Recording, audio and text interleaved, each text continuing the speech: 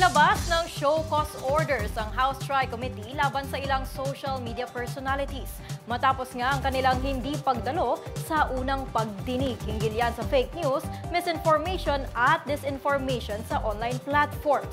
Balitang umaabante mula kay Kim Mangunay. Paglaban yung karapatan ko na hindi pwedeng ganunin.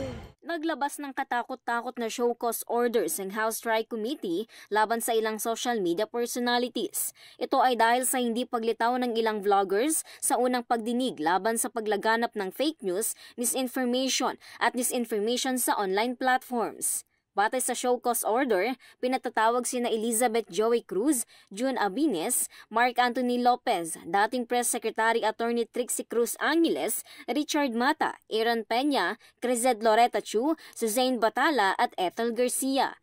Kasabay nito, naghain ng kanya-kanyang excuse letter sa mga vlogger para hindi makadalo sa pagdinig.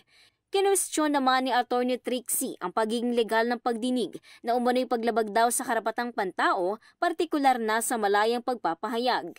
3 lamang sa 40 social media personalities na inibitahan ng komite ang humarap sa TRICOM na binubuo ng Committee on Public Order and Safety, Committee on Public Information at Committee on Information and Communications Technology.